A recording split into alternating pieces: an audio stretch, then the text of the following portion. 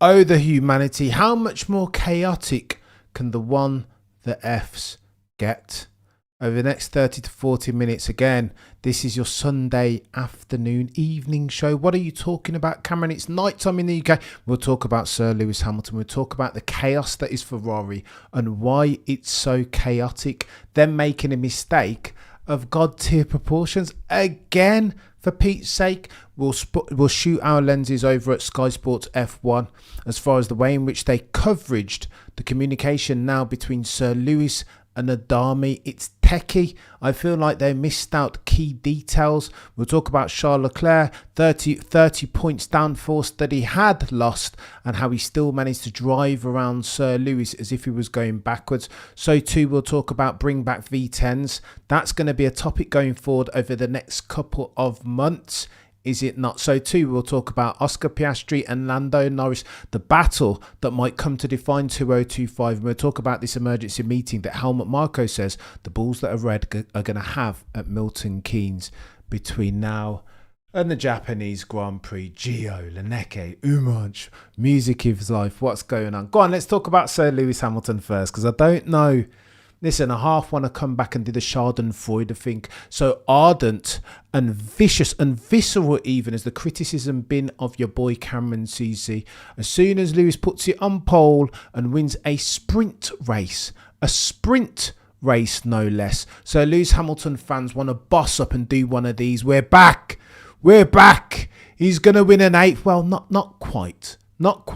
Slow your roll. That was one victory, and it was a brilliant victory at that. In that race, Lewis' experience was on display for all to see. Lando Norris 1.0 would kill for that ability to adopt the defensive posture of the line and steer out one Maximilian Verstappen into turn one, consolidate for pole position.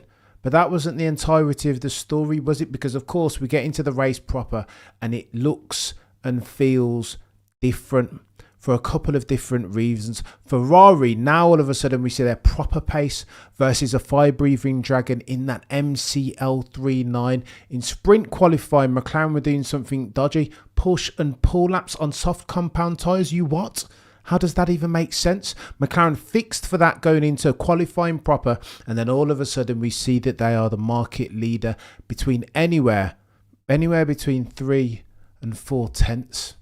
Normalised circumstances, a Chinese Grand Prix, a dry track, no rain in sight, and that has to make a difference. We know that McLaren are quick at the altar of being able to conserve for their tyres, mitigate for tyre deg, and this was the story of the Chinese Grand Prix, the one that mitigates most for their tyre deg in the quickest package even was always going to win 25 points that race. Sir Lewis, on the back of the sprint race and sprint quali, decided that on the back of the extreme tyre deg even, get your words out, Cameron. Tyre deg was chaos for Sir Lewis as at lap 4, and that had to mean something, a 56 lap race. Lewis came back to Scuderia Ferrari and said, you know what, this might be an issue in the race. They tinkered therefore for the setup, ride heights, etc. with a view to conserve tyres and minimise for that deg curve. And what happened? It got chaotic. All of a sudden, Lewis's pace that was so on display during the sprint quali and the sprint race went gonzo, nowhere to be seen. Lewis said in the post-race scrum that he was a bit concerned that what he'd done is have a look at Charles' setup at Bahrain, that Charles did something interesting even, that suited his style, and he tried to do something similar. But no bueno, nil point. That setup was not compatible for Lewis Hamilton's style. What's going on, Neil? Octay, how do we're going to come to Octay, I promise. So that's where we sit with Lewis. Not his best performance, but again, Lewis needs, for the avoidance of doubt, a car capable of winning races and championships. What does that mean? Well, one that suits his handling dynamic, his driving style, and he didn't have it today. However, there is an addendum, a footnote to this, because if we're normalising for things and trying to project forward performance, especially the Scuderia Ferrari pair, here's what we know. Charles Leclerc on the back of a first lap, the second first lap incident between the Scuderia Ferrari pairing in as many races, by the way, which is cause for concern. We'll get to it, Scuderia Ferrari and team principal Frederic Vasseur. But on the back of that incident, Charles Leclerc, left end plate on the front wing, gonzo, damage, but he drove the race as if his car was nothing of the sort. He was rapid, he had speed on Sir Lewis Hamilton the entire race, as near as makes no difference, notwithstanding the fact that he was driving a damaged car. And that does not bode well, chat, if indeed you are a Sir Lewis Hamilton fan and you wear your Sir Lewis Hamilton cap, as far as normalising for the performance of the two. Why? Because Charles Leclerc is not a Shanghai International Circuit merchant. That's Lewis Hamilton's track. That was what was on display during the sprint race and sprint quali. All of a sudden gonzo because they changed the setup. Not very good. And of course, as far as the disqualifications, some say that change in setup could have hurt Sir Lewis. I can tell you this. Let's point our scopes at Scuderia Ferrari for a second. How very dare they be so stupid? Sprint quali. This is a sprint race weekend, meaning that you get another bite at the cherry, another iteration. This is two-tier or two-cut parc ferme. Lest we forget, after sprint qualifying, you get another bite at the cherry, do you not? And that means, therefore, you should be able to minimise for the downside risk of getting tested underweight or having excessive wear on your skid plank. But oh no, not Scuderia Ferrari. They had a second bite of the cherry and still managed to have 8.5, 8.6 and 8.5 as far as their wear on Sir Lewis Hamilton's skid plank and have him disqualified. Oh, and if that wasn't bad enough, Charles Leclerc got disqualified too because his car was underweight. They tried to claim that the reason for that was him doing a one-stop at an excessive tyre. They pulled the other one, Scuderia Ferrari. What are we doing, Andre? It just makes no sense. How can they be so bad? Oh, and by the way, Frederic Vasseur, lest we forget, in his third year as Scuderia Ferrari team principal. And team principals at Ferrari don't get longer, or much longer than that at least, if they don't start to bring in silverware. Oh, and by the way, let's talk about this commentary under the backdrop, the context of last weekend's mayhem. You'll recall Riccardo Adame and Lewis Hamilton in a bit of a back and forth, were they not? Lewis said, "Shut up, mate. Please leave me to the driving. I don't need this information." K1, overtake mode. I'm not even close enough to the driver in front to use the overtake. So just leave me alone. Let me drive the car. Let me access my flow state. Riccardo Adame kept on coming back. But again, Lewis Hamilton said after the race, that was nothing. It was please and thank you. It was honest and open dialogue. That's what happens between a racer and a race engineer. You only need to go and look at some of the other drivers on the grid and their dialogues with their race engineers. What I had with Riccardo Adame was nothing, full stop, a nothing burger. However, here at this race, we see something different. I never wanted to see or hear Lewis Hamilton cede position to anyone, not unless it was Valtteri Bottas, sometimes on the rare occasion. This race, you saw a couple of different things. When we watched it live on the stream, it seemed like team orders came through for Ferrari, as they have done always. Shout out to Schumacher and Rubens Barrichello. Shout out to Felipe Massa and Alonso. The instance that sticks out most in the memory is the one where Rob Smedley came over the radio and said to his charge Felipe Massa, "Felipe, Fernando is faster than you." That was back in the day when team orders were banned. That team order, therefore, was code for get yourself out the way. Fernando is on a charge. I thought, per the bloody broadcast, the Sky F1 internationally syndicated broadcast, I thought that that's what we were seeing, that team orders were in effect. And Ferrari, Riccardo Adame had told Sir Lewis, seven-time champion, GOAT settings, Mount Rushmore of F1, to get out the way for a charging Charles Leclerc, who, by the way, has damage on his front wing, no left end plate. Get out the way, Sir Lewis. Did I not like that? Who the fudge do you think you're talking to? Now, I get it. My rational mind understands if Charles Leclerc's on a tear, then it makes sense for the team, a rising Constructors' Championship and Drivers' Championship points haul tide, floats or boats. I understand it. But my Lewis Hamilton fan, my inner Lewis Hamilton fan, never ever wants to hear that. That's tantamount to disrespect, is it not? Move out the way, Sir Lewis. Charles Leclerc is coming through. Never ever thought I would hear that, but that's why I heard on the internationally syndicated broadcast, or at least I thought I heard. Because when you go back and check it out, this is the dialogue that Lewis had with Riccardo Adame. Lewis was the one that proposed Charles coming through. Lewis was able to understand in real time his assignment, that he's now a team player, Scuderia Ferrari man, red overalls, yellow badge, black prancing horse atop. It was Lewis, therefore, that said, you know what, I'm struggling this race. I've got no pace. You may as well send Charles Leclerc come through. I don't want to be the bottleneck. For whatever it is, setup has gone right. It was brilliant during the sprint quali and sprint race. Of course it was. But in the race proper, Lewis was like, I don't know what's going on.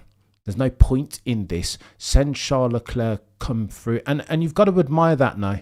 You have to understand the assignment. Some F1 muggers will say, well, no, I'm not letting anybody through. But you've got to understand your own race, and you've got to understand team ethos. If Charles Leclerc has pace, and he did have pace, damage notwithstanding, then let him come through now.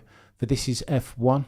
$1 billion sport. Lewis Hamilton, for the avoidance of doubt, was the first one to suggest that Charles come through. Didn't want to fight him because he didn't have the pace. No longer was there the blend of Sir Lewis Hamilton's driving style and the SF25 and its setup. Let Charles come through. Ricciardo then pressed Sir Lewis. Let him come through then.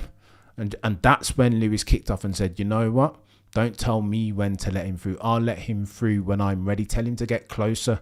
I'm not going to lose 5 to 10 seconds just letting Charles Leclerc come through. This needs to be as frictionless as possible for me if I'm doing favours to the guy on the other side of the grid. It was Sir Lewis Hamilton's say so. Then shortly thereafter, we get an insight into the mind of Sir Lewis Hamilton and his travails at the Chinese Grand Prix, Shanghai International Circuit. But we start to hear now he's been left to his own endeavours by himself. No longer is there this massive feedback, the likes of which he got last weekend at Albert Park. They leave him on his Todd, on his Jack Jones. Charles Leclerc now cantering away, gapping Sir Lewis materially. Sir Lewis comes over the radio and says, give me something, anything. I need some feedback now. I'm being gapped by my teammate and you guys are radio silent. What is this? Ergo, there is a time and a place for overloading data and encouragement. Sir Lewis Hamilton at the moment is prompting Riccardo Adame because they're still in the honeymoon period of their race engineer relationship, and that will have to filtrate out.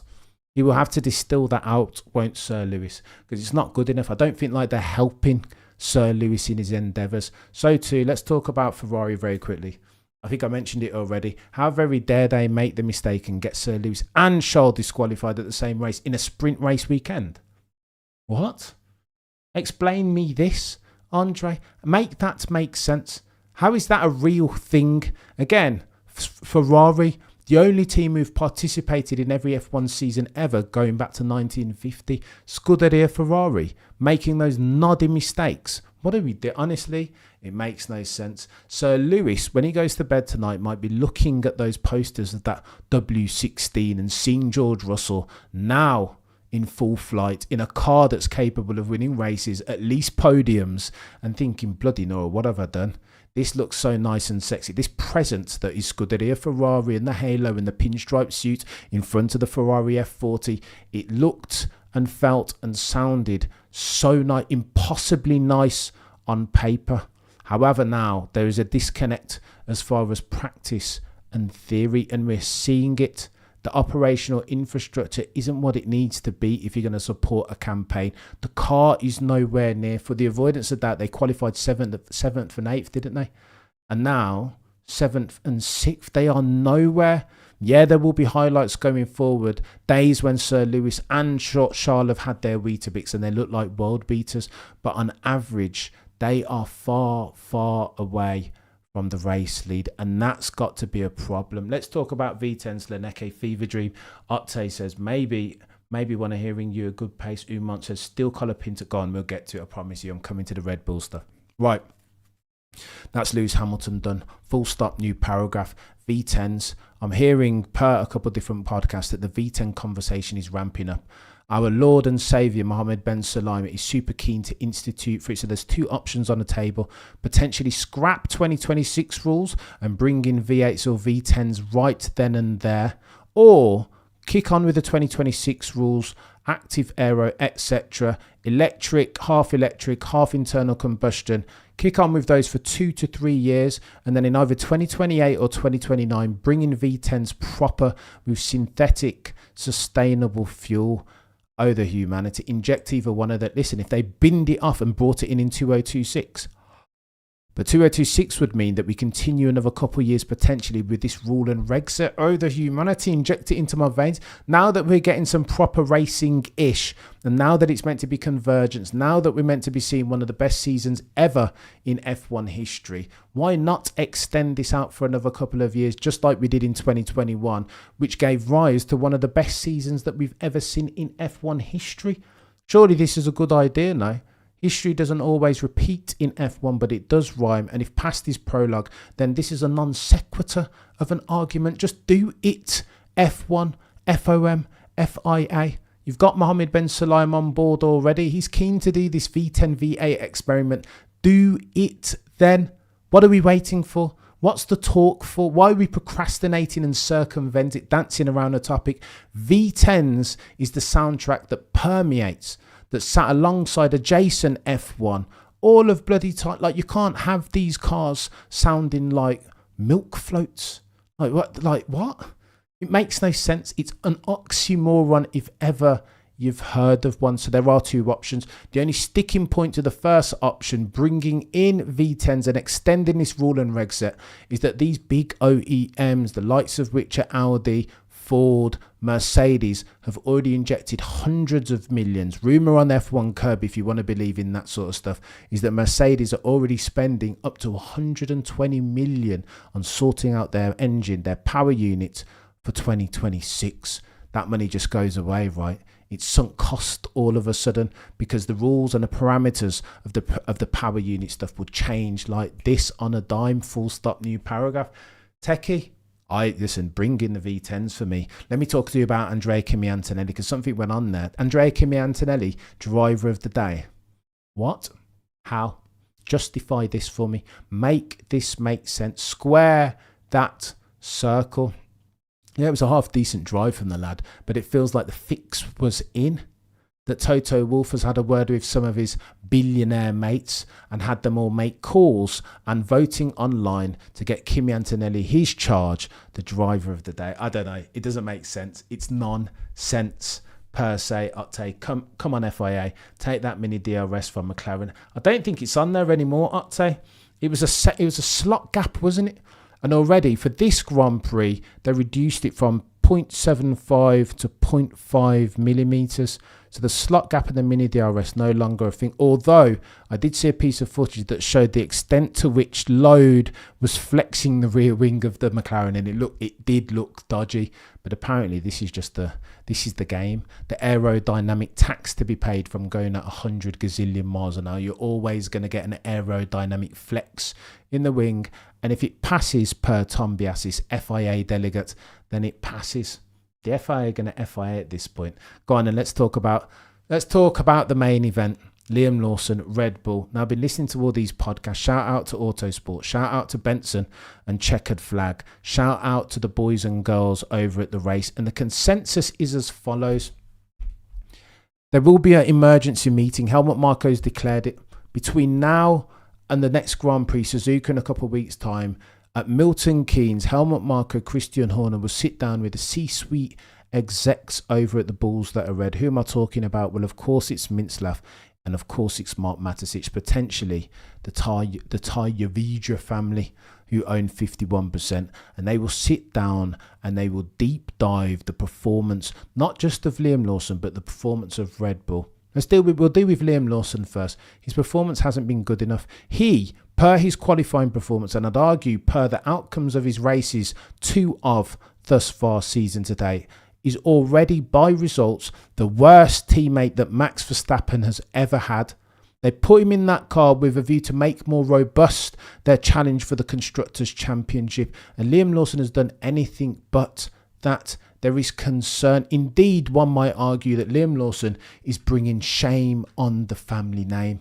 Cersei settings, Game of Thrones, shame. And that's not good enough. Red Bull won't be happy with that. Mark Mateschitz will not be happy with that. Neither will Oliver Mintzlaff. The dude is struggling. And again, he cuts an empathetic figure, sort of. Notwithstanding the comments around Tsunoda-san saying that he's old news. He had his time and I've beaten him in feeder formula. Well, you're not beating him now, are you, Liam? And therein lies Red Bull's principal point of contention. Some people are saying that Liam Lawson will be replaced before Suzuka, that Tsunoda-san will be in that seat alongside Maximilian Verstappen for the Suzuka Grand Prix. And on one side, it's a brilliant story, right? A Japanese driver in one of the best cars over the last 3 to 4 years. It makes sense. It's a beautiful story, romantic, even if Tsunoda-san can wrap his head around the handling dynamic of that car, because it's difficult. It's a troubling automotive Rubik's Cube for which Tsunoda-san will need to solve. Some people are saying that nobody's going to jump in that car. I think I heard Andrew Benson, one of the GoTS journos, to say that nobody's going to jump in that car and solve it. Ronaldo of Autosport F1, or Ronald even, he said that he's had a conversation with Red Bull team members and they've confessed that car and its handling dynamic is so on the nose that there's no driver, not in F1 or any other formula, who's going to jump in that car and take 2 races to adapt. Therefore, this, some say, is an exercise in futility for Liam Lawson. And again, when Liam does his interviews, you can see he's almost baffled. He looks like he's just been extracted from the Matrix for the first time, like the analogy of the cave, like he's just seeing in real life, and this is all brand new. He can't get his head around the narrow operating window necessary to optimise for the performance of that RB20 car. It's a Max Verstappen car. Cam, you wrote in your video earlier today that the reporters are saying that Horner, maybe, I know, Geo22, cheeky error of the unforced variety, but it's fixed now. I appreciate you, Geo. No, we're talking about Liam Lawson, of course. So, look, here's what's going to happen. There's a couple of different things. Maybe they don't care about the second seat, and maybe their focus needs to be on Max and developing the car for Max so that he can run away and win his 4th or 5th now consecutive championship. That's one option. The second option, which is being touted, Ralf Schumacher says that they will replace Liam Lawson with one Tsunoda-san as at the Suzuka Grand Prix. The reason for that isn't just because of Liam Lawson's underperformance. It's the extent of it. Already now, he's the worst teammate that Max Verstappen has ever had. Qualified last, both last race, and this race, what's that about? He's driving a Red Bull. Yeah, it might be temperamental. It might be mercurial. It might be super on the nose. Per Alex Albon, it might give you paranoia as you try to push it and drive it at 10 tenths. But is that excuse enough? Now, Liam Lawson was never the next one. He was never like touted as an Arvid Lindblad or a Kimi Antonelli, let's say. Nobody ever thought Liam Lawson would be the next Max Verstappen. Yeah, he's a good driver, but in order to carry this not insubstantial burden as far as the automotive Rubik's Cube that is driving and optimizing for a Max Verstappen RB21, he needs to be that. You will need to be the next one. You could argue that you could have thrown Sainz in there. Look at Sainz struggling at Williams. Sainz wouldn't have managed that. And I love me some Carlos Sainz. Put Alex Albon back in there. He would struggle just the same way. You could argue that Alex Albon probably wouldn't even go back to Red Bull racing technology. So that's your second option. And that's underlined by Ralf Schumacher. And again, all F1 journos and pundits are made equally, but some are made more equal than others. Ralf Schumacher, take for whatever you will. Not one of the God tier ones. But he said this. Liam Lawson telling this to Sky Sports Germany, by the way. So a reputable-ish source. He said this. Liam Lawson is already out for the next race. Tsunoda-san will replace him. He announced that on Sky Sports Germany on Sunday afternoon after the race. That's Liam Lawson saying that. So what next then? Chat. Maybe they choose to put Tsunoda-san in. Oh, there is a third option that I neglect to mention. Chat. They have to care about the second seat because they can't win the constructors without the second driver. It's impossible to win it with only one driver. Oof. Lawson might be better suited to DTM. I know he didn't go, but he got beat by Alex Albon in DTM. I want to say in 2021. Umont says, people say Red Bull ain't SH1T. It's built around Max, as if Max isn't struggling enough with that. Go on, we'll talk about Max. Third option as far as Liam Lawson. Some people are saying that they get Colapinto in. And let me say this about Lawson. I don't think they'll sack him.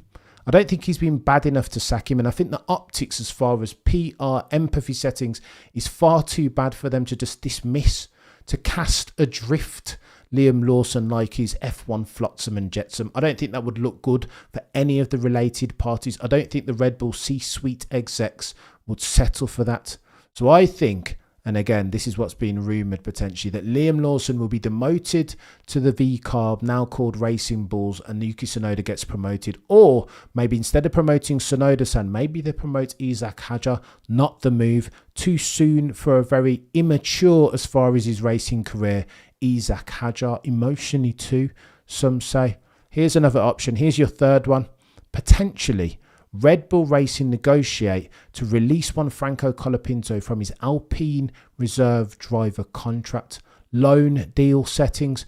Bring him over and drop him potentially in that Red Bull Racing seat alongside one Maximilian Verstappen. That's what they were planning to do last year until he started yeeting it into the barrier every single race. Franco Colapinto alongside Max Verstappen. Keep Liam Lawson in the family so that you don't look like proper douchebags, and demote him to the Racing Bulls team. Put him alongside Yuki Tsunoda. In fact, then you miss out on bloody Isaac, don't you? Do you demote Isaac to the bloody reserve driver? Oh, the humanity. It's a tough one to solve for this. My maths isn't advanced enough.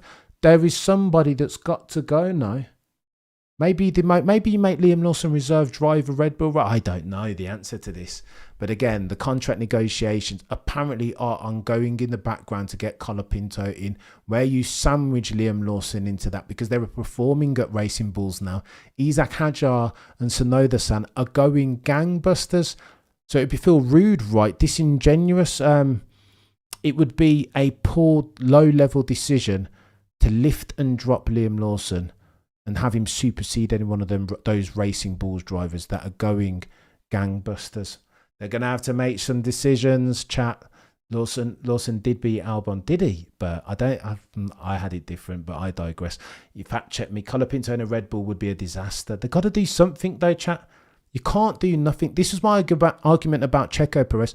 At this point, they've got to call an emergency meeting, because there's more risk from keeping Liam Lawson, notwithstanding the next Grand Prix at Suzuka, where he raced Super Formula. He should be well acquainted with that track. But at this stage, not just because of the underperformance, if Liam Lawson was picking up an 11th or a 15th, he's been last, drop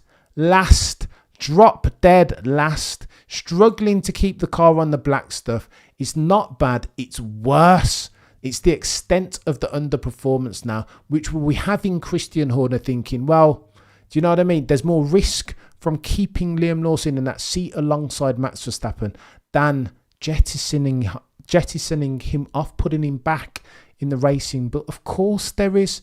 And what is the risk then, chat? Of course you've got shareholder risk. Now it's a private company, but still there's bloody revenue. Nobody wants to see a promote. When Max Verstappen is winning, that Red Bull can looks infinitely more palatable than it does when they are losing. Nobody wants to attach to a loser. Speaking of which, Helmut Marko said that there will be an emergency meeting, and it's not just to discuss Liam Lawson, is it? It will be to discuss that car. Now, Max Verstappen, insiders in the paddock were saying that Max Verstappen, they've never heard or seen him so negative about a Red Bull racing car. Look, context is thus. If you go and read Mark Hughes' biography, Unstoppable, that talks about all things Max Verstappen, going back to the time when he first joined Toro Rosso and his first year in Formula 1, 2015 settings, he talks about Jos Verstappen and his relationship with any team that Max drives for. He sees it as him loaning out his son temporarily, insofar as they can give that dude, his son, a car capable, commensurate for a championship challenge. Now, Max Verstappen very nearly left Red Bull circa 2017-2018 when Toto the boy who cried wolf was sniffing around him because Red Bull couldn't do it then. What makes you think then, chat, that anything is different now? What, you think Max Verstappen won't leave that team at an instant? What do you mean? Look, let me tell you this, and this might be a bit of a nothing burger, but I try and watch. Listen, I think Max is a truth sayer, almost to a fault. He can't help himself. In a Sky F1 interview, the interviewer asked him, how long will you give Red Bull?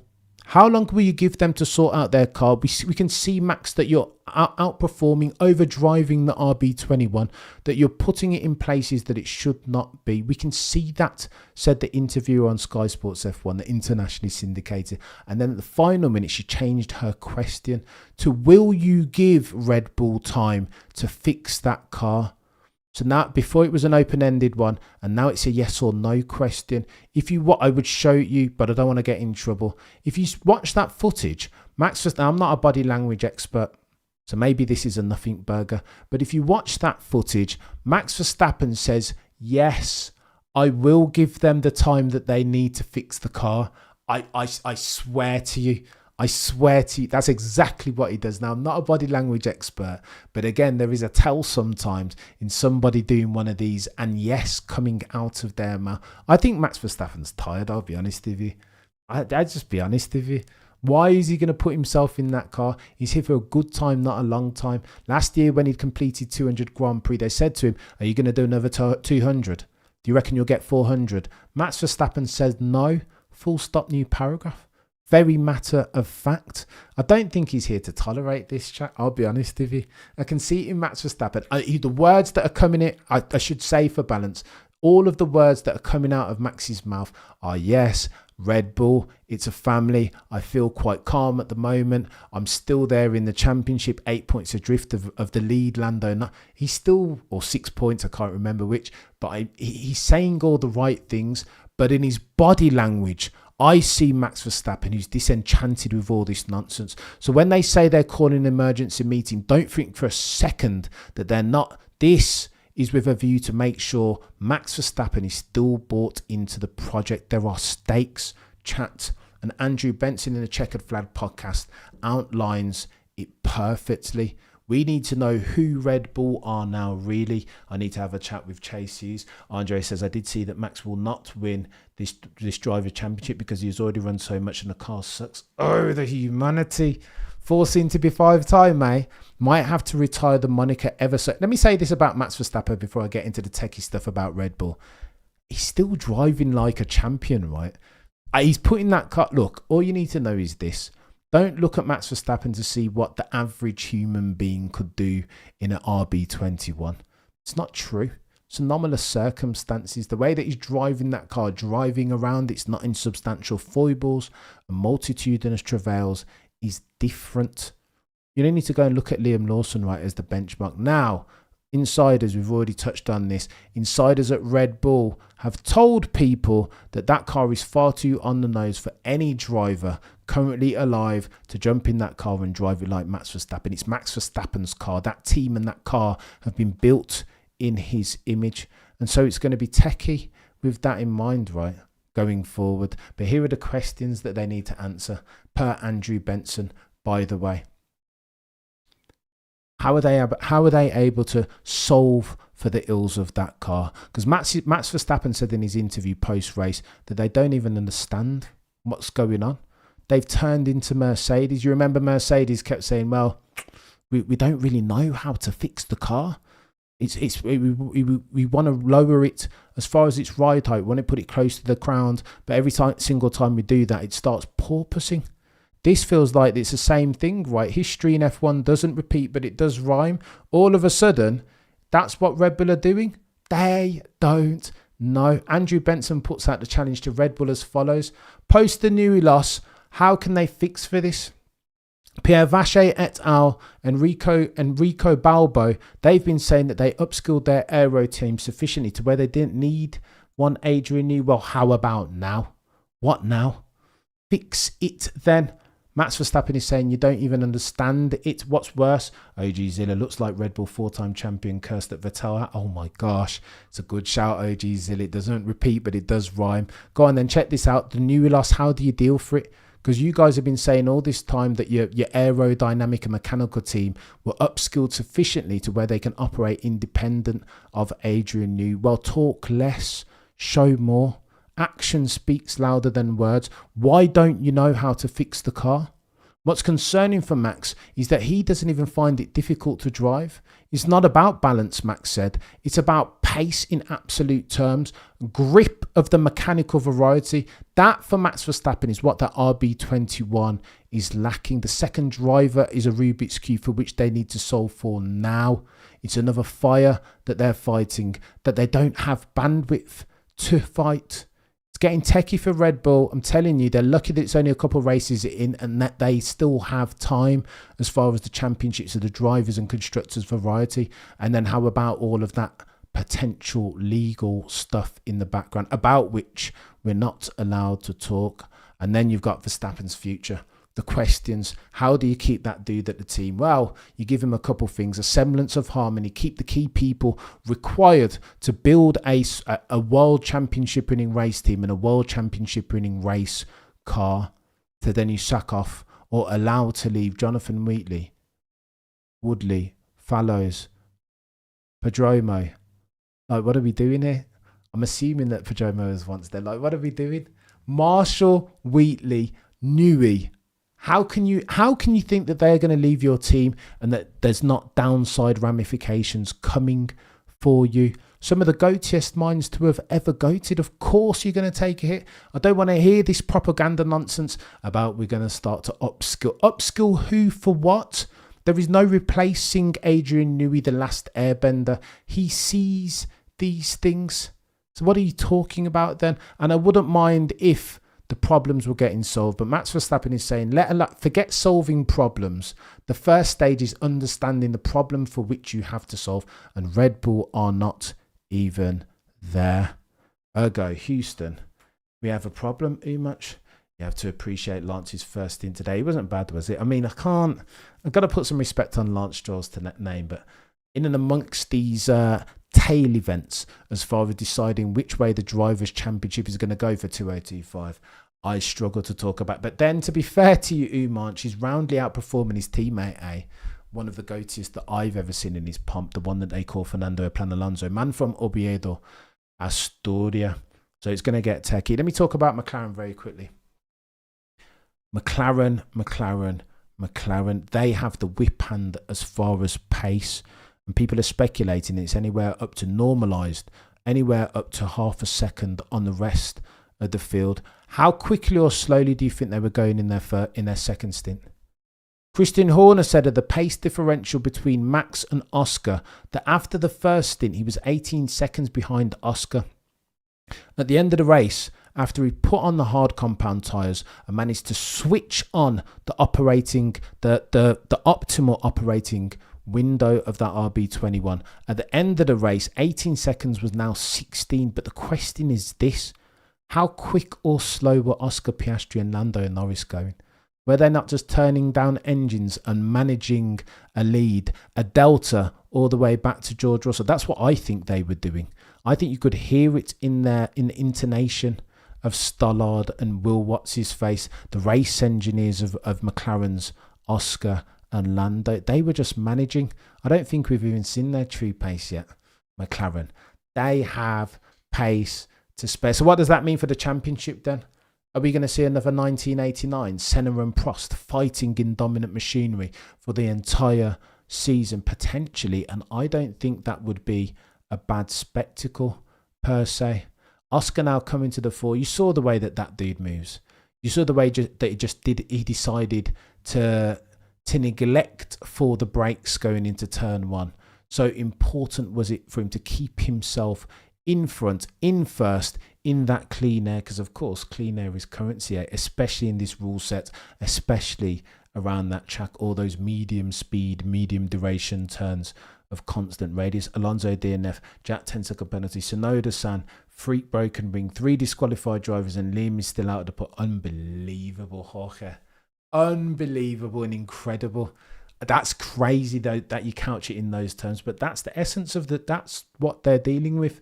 That's chaos. Liam Lawson is underperforming. Red Bull is really bad to soft and medium tyres. I know, but look at how he just woke up on the hards. What is going on? And then they say, Andrew Benson on the Checkered Flag podcast said that when he does his numbers, that Red Bull in Verstappen's hands isn't a gazillion miles away from McLaren, but that's not what it looks like to me. I'm seeing something different if I'm believing the evidence that my own eyes and ears are presenting to me. So what are we left with as far as McLaren? I think the plot lines will be as follows. It will become a qualifying championship. I don't think McLaren say they're going to let their drivers race. They say they're going to let them. What? I've never heard more team orders from them. And that's what they should do, right? If the Constructors' Championship is a thing for them and they want to be pragmatic about the circumstance. You can't allow these bods to be the peloton for a bit, build a gap, and then have them race. And then it's got to be papaya rules. And then you don't want to see contact. They can't even get close to each other. It can't be the Italian Grand Prix last year. Can't allow that. Can't allow even, for that to happen. So it's going to be interesting whether Zach Brown sticks to his word and says we've got 2 number 1 drivers. We want them to decide who's going to win the Drivers' Championships, because for the avoidance of doubt, that's not what we've seen over the past couple of race weekends. You will recall at the Australian Grand Prix when Oscar Piastri was encroaching upon the gearbox of Lando Norris. It was like, hold station, Oscar. And then all of a sudden, when Oscar made a mistake and there was a material gap between himself and the other McLaren driver, yeah, you can have a go at him now. Well, what's with the timing on that? Oscar must be like, you weren't saying that when I was on his gearbox and I was ready to challenge him. And now this race, you get a not dissimilar thing, right? Hold station. Lando's begging Oscar Piastri to get off down the road so he doesn't have to deal with it dirtier. I think they're working together, and I think they should do. Although that doesn't bode well for the spectacle that is the F1 2025 season. Yuki to Red Bull, Colapinto to Racing Bull. So who do you eject from the Racing Bull seat then, Zeke? You're a legend, by the way, and far too kind. You get rid of Isaac Hadjar when he's in his pomp, just becoming. That feels really harsh. If Hill, Villeneuve and Button can win championships, so can behave yourself, Andre. Takes circumstance to win a championship. A good car. Need to be in the best in your pomp at the right time. Opportunity is where, or luck equals where opportunity meets hard work and preparation. Right? Papaya rules were invented by Zach. Even he can't explain what it is. I mean, they just have to not touch, eh? I just think at some point when they realise that those two, because listen, it's tiddlywinks at the moment, right? It's all points on the board. Lando Norris said he doesn't even care to look at the drivers standing at this moment. Now, you know he will be when he gets home and he's playing F1 2025 or what. Like, of course he will be. Of course he will be. But for now, it really doesn't matter the points in the driver's standing. It will only matter in the latter stages of the championship. That's when it will get techier than techie things. And that's when I think Oscar Piastri and Lando Norris at this stage, it is inevitable. I feel like they're on a collision course. Unless one of those other drivers, Foxy, you're a legend. Unless one of those other drivers can throw their hat into the Drivers' Championship arena. Max Verstappen, if he can get a car, you know it will be Max. If Ferrari can continue developing the car, improving for the design philosophy tree, up which they're currently barking, then it will get techie. It will get techier than techie things. I'm going to run away. I need to log on and do some bean counting. What a race weekend, though. Boring race, but with a gazillion plot lines. Oh, and by the way, we didn't even talk about the disqualifications. Apart from Scuderia Ferraris, what are we doing here? Nonsense. I think it's abomination that these bods on a sprint race weekend, where they get 2 bites of the cherry as far as Parc Fermé settings, that they can still end up with a car being disqualified. Ferrari in particular, Alpine maybe because it's a bit techie for Alpine, but the Ferrari, as big an outfit as they are, as much as a marketing behemoth that Scuderia Ferrari is, red overalls, yellow badge, black prancing horse atop. It's an abomination that those bods under the tutelage of Frederick Vasseur, who's not a bad racing mind, can find themselves getting disqualified at the altar of being underweight and excessive plank wear. What are we doing here?